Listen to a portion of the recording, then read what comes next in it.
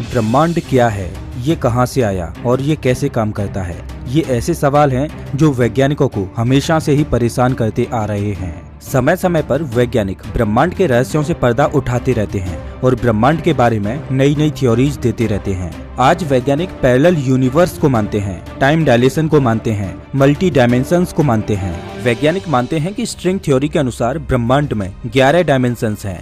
वैज्ञानिक ये भी मानते हैं कि ब्रह्मांड में हर जगह पर समय की रफ्तार अलग अलग है और ये सब खोजें वैज्ञानिकों ने पिछले कुछ 100 सालों में ही की हैं। लेकिन क्या हो अगर मैं आपसे कहूं कि जितना प्राचीन हमारा सनातन धर्म है उतना ही आधुनिक इसका विज्ञान है। प्राचीन हिंदू ग्रंथों में यूनिवर्स के बारे में वो चीजें पहले ही बताई जा चुकी हैं जिन्हें विज्ञान आज मान रहा है। हम प्राचीन ग्रंथों में बताई गई उन बातों को केवल मिथोलॉजी की कहानी मानते हैं, लेकिन सच तो ये है कि हमारे ग्रंथों में बताई गई बातों में इस ब्रह्मांड के गूढ़ रहस्य छुपे हुए हैं।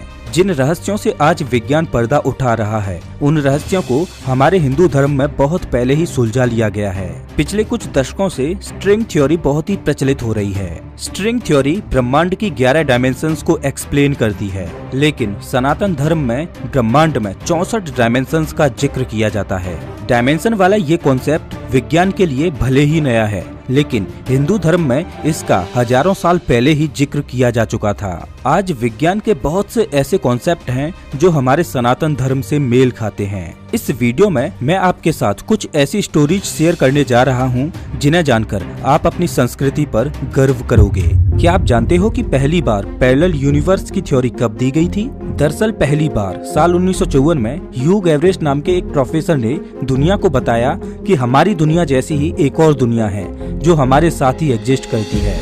ये अलग अलग दुनियाएं भले ही हमें दिखाई नहीं देती, लेकिन क्वांटम स्केल पर ये एक साथ रहती हैं। मतलब अगर देखा जाए तो इस थ्योरी को दिए हुए अभी 100 साल भी नहीं हुए हैं, लेकिन अगर मैं कहूँ कि हिंदू लेखकों ने हजारों साल पहले ही पैरेलल यूनिवर्स की थ्योरी दे दी थी तो आपका क्या मानना होगा?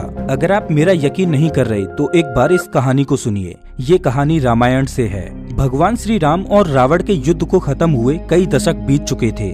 मर्यादा पुरुषोत्तम श्री राम ने कई सालों तक राज किया और चारों ओर राम राज्य की स्थापना की। हम सभी जानते हैं कि भगवान विष्णु ने राम यानी कि एक इंसान के रूप में धरती पर अवतार लिया था। अब बिल्कुल एक आम इंसान की तरह उन्हें अपने जीवन को समाप्त कर बैकुंठ की ओर निकलना था, लेकिन वो ये बात जानते थे कि उनके सबसे बड़े भक्त हनुमान उन्हें धरती से जाने नहीं देंगे। श्री राम जी को बचाने के लिए वो खुद यमराज तक से लड़ सकते थे। हनुमान जी के लिए ये बात जानना बहुत जरूरी था कि वो इस ब्रह्मांड के एक छोटे से अंश के बराबर हैं और असल में दुनिया की चीजें कभी खत्म नहीं होती, बल्कि वो एक साइकिल में घूमती रहती हैं। इस महत्वपूर्ण बात को समझाने के लिए श्री राम जी ने एक बहुत ही चतुर लीला का प्लान बनाया। उन्होंने जमीन के अंदर एक छोटी सी दरार बनाई और उसके अंदर अपनी अंगूठी फेंक दी। इसके बाद उन्होंने हनुमान जी को बुलाया और उन्होंने हनुमान जी से अंगूठी को निकालने के लिए कहा। हनुमान जी ने तुरंत अपने आकार को छोटा किया और उस दरार के अंदर घुस गए। वो धरातल में और ज्यादा नीचे जाने लगे और अंत में वो धरती के सबसे निचले भाग में पहुंच गए और उन्हें वहां पर नागलोक के देवता वासुकी जी मिले। हनुमान जी ने वासुकी को प्रणाम किया और उनसे कहा कि मेरे प्रभु श्री राम की अंगूठी यहाँ पर नीचे गिरी है, क्या आपने कहीं देखी है?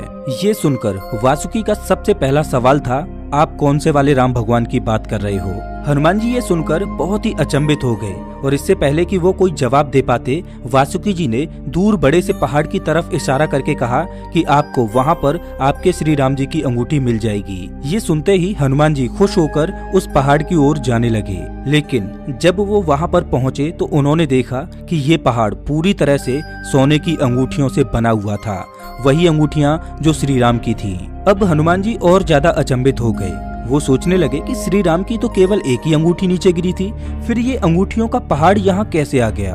उन्होंने पास खड़े वासुकी जी से पूछा कि इन सभी अंगूठियों में से आखिर श्री राम की अंगूठी कौन सी है? तब वासुकी जी ने आखिरकार हनुमान जी को सच बताया। उन्होंने कहा कि हर ब्रह्मांड के हर त्रेता युग में प्रभु श्री राम एक दरार बनाकर अपनी अंगूठी यहाँ पाताल लोक में फेंक देते हैं, ताकि आपको ज्ञात हो सके कि आपके प्रभु श्री राम इस अनंत ब्रह्मांड में इकलौते श्री राम नहीं हैं, बल्कि बिल्कुल इसी काल की तरह दूसरी दुनिया में भी प्रभु श्री राम बिल्कुल ऐसी ही लीला रच रहे हैं। ये कहानी एक तरह से मनुष्यों द्वारा बताए गए पैरेलल यूनिवर्स को कंफर्म कर देती है। केवल भगवान राम ही नहीं थे जिन्होंने पैरेलल यूनिवर्स को दिखाने की एक लीला रची थी। श्री कृष्णा की भी एक ऐसी ही कहानी बहुत प्रचलित है जिसमें मल्टीवर्स की बात की गई है। एक बार ब्रह्मा जी श्री कृष्ण से मिलने द्वारका आ पहुँचे। श्री कृष्ण के महल के सामने कुछ द्वारपाल खड़े थे।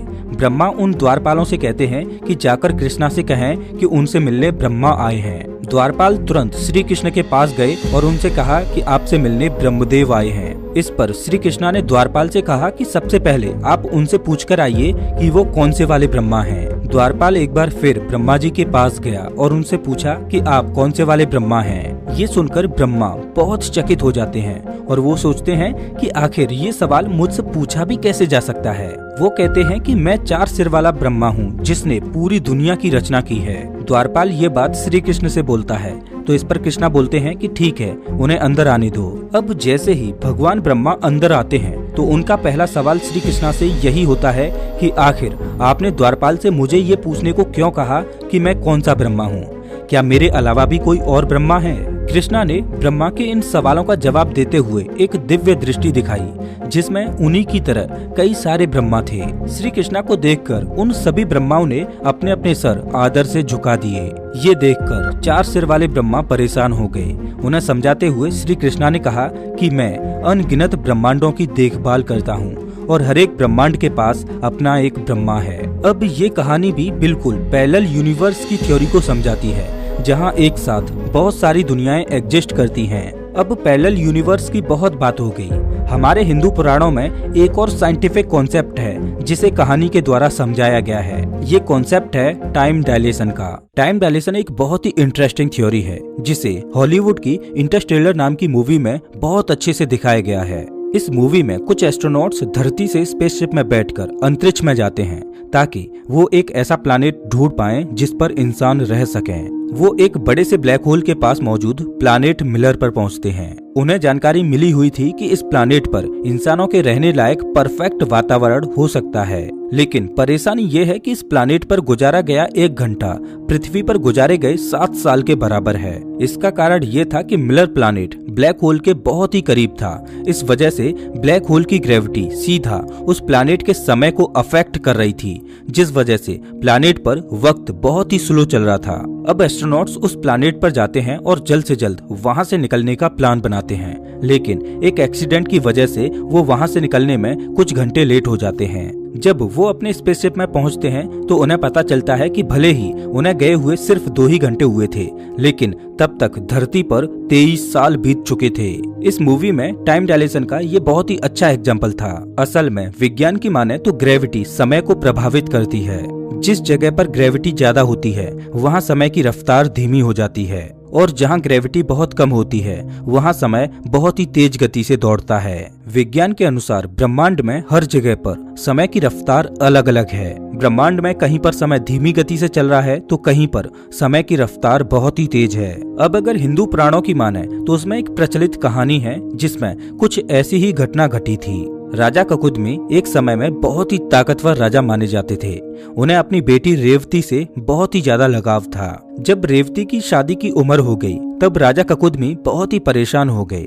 उन्हें डर था कि इस टाइमलाइन में रेवती के लिए शायद एक अच्छा पति उन्हें कभी नहीं मिल पाएगा। इसी परेशानी को सुलझाने के लिए वो रेवती को लेकर ब्रह्मा भगवान के पास ब्रह्मलोक में गए। राजा ने अपनी ये परेशानी ब्रह्मा जी को बताई। ब्रह्मा जी उनकी बात सुनकर जोर जोर से हंसने लगे। उन्होंने कहा कि आप जिस धरती से अभी आए हो वहाँ पर आपकी जान पहचान वाला अब कोई नहीं रहा, क्योंकि जितना समय आपने ब्रह्मलोक में गुजारा है उतने ही समय में धरती पर हजारों साल बीत चुके हैं। रेवती और राजा भगवान ब्रह्मा की इन बातों को नहीं समझ पा रहे थे। तब ब्रह्मा जी ने बताया कि हर लोक में समय की रफ्तार अलग अलग है। जब तक रेवती और राजा ब्रह्मलोक में थे तब तक धरती पर 27 चतुर्युग खत्म हो चुके थे।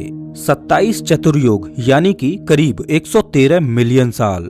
अब जाहिर सी बात है कि इतने समय बाद ना ही रेवती का परिवार वहां रहा था और ना ही राजा का राज्य। भगवान ब्रह्मा उन्हें सुझाव देते हैं कि आप जल्द ही धरती पर जाओ और वहां श्री कृष्ण के भाई बलराम से रेवती की शादी करवा दो। अगर आप कुछ क्षण और ब्रह्मलोक में रुकते हो तो धरती का ये समय भी बहुत तेजी से गुजर जाएगा। ये कहानी सीधे तरीके से टाइम डायलेशन की थ्योरी को प्रूव करती है, वही टाइम डायलेशन जिसके बारे में पहली बार अल्बर्ट आइंस्टाइन ने दुनिया को बताया था। दोस्तों, ये कोई साइंस वर्सेस रिलीजन की बहस नहीं है। इस वीडियो को बनाने का मकसद मेरा सिर्फ यही है कि आप ये जान पाओ कि हमारा हिंदू धर्म कितना प्राचीन और साइंटिफिक है। अगर आपको ये वीडियो अच्छा लगा हो तो इसे लाइक जरूर करें। वैसे आप हमारा ये वीडियो कौन से शहर से देख रहे हो हमें कमेंट करके जरूर बताएं। मिलता हूँ मैं आपसे एक नई वीडियो में, तब तक के लिए नमस्कार।